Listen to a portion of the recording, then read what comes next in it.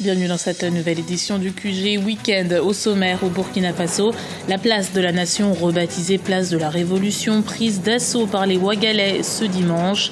À l'appel de l'opposition, les manifestants réclament une transition civile au lendemain de la reconnaissance par l'armée du nouveau président de la transition, le lieutenant-colonel Zida.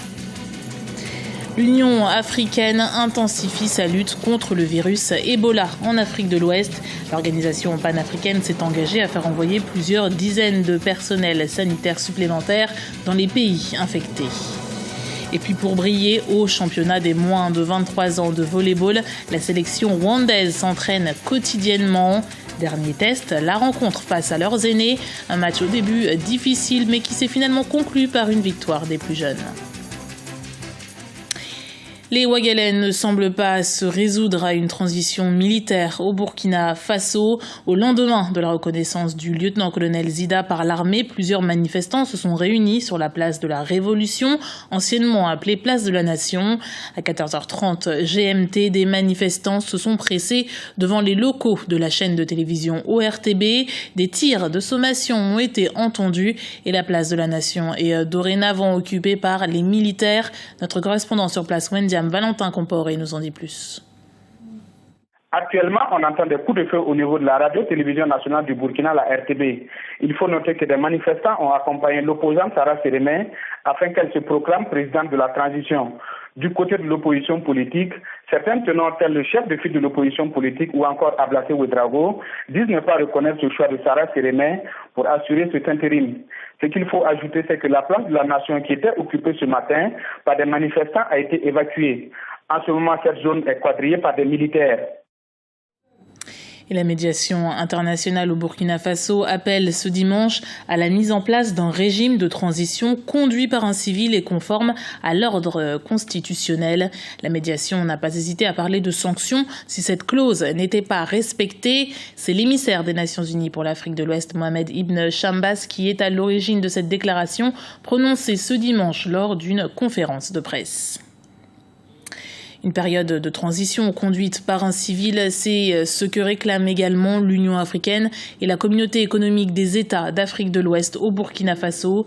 Le pays est actuellement dirigé par le lieutenant-colonel Isaac Zida, un président de la transition reconnu unanimement par l'armée vendredi. Il doit rencontrer la classe politique cet après-midi, mais l'opposition se joint aux exigences de la sous-région et du continent et appelle à la manifestation ce dimanche. Ibra Radinjaï. L'Union africaine, la communauté économique des États de l'Afrique de l'Ouest, ainsi que l'opposition souhaitent une transition civile conforme à l'ordre constitutionnel et aux normes sous-régionales au Burkina Faso. Ce dimanche matin, l'opposition a convoqué une manifestation sur la place de la Nation, rebaptisée place de la Révolution par la rue burkinabé. Un seul mot d'ordre, le départ de l'armée à la tête du pays.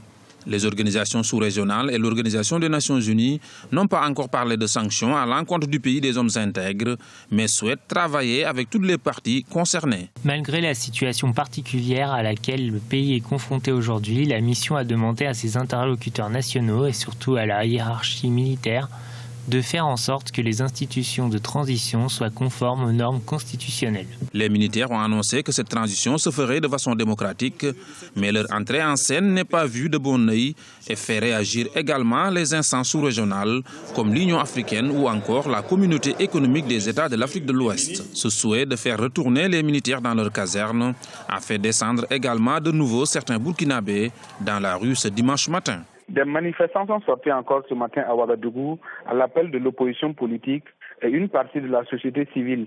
Je dis une partie de la société civile car le balai citoyen, par exemple, s'est désolidariser de ce rassemblement. Ces opposants et cette société civile demandent le départ du lieutenant-colonel Isaac Zida, adoubé pourtant par l'armée.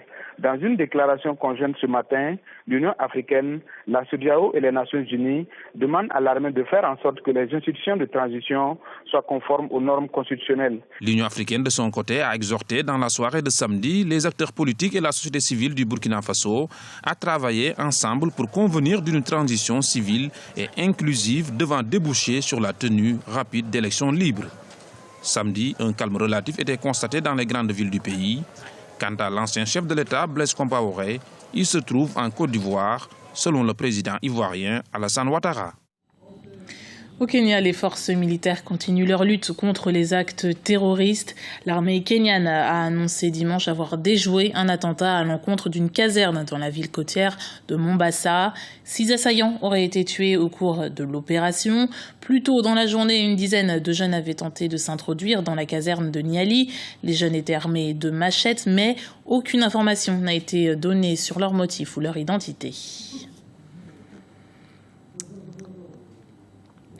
L'Union africaine s'investit également dans la lutte contre le virus Ebola. L'organisation panafricaine a annoncé l'envoi de 50 personnels de santé supplémentaires dans les pays infectés.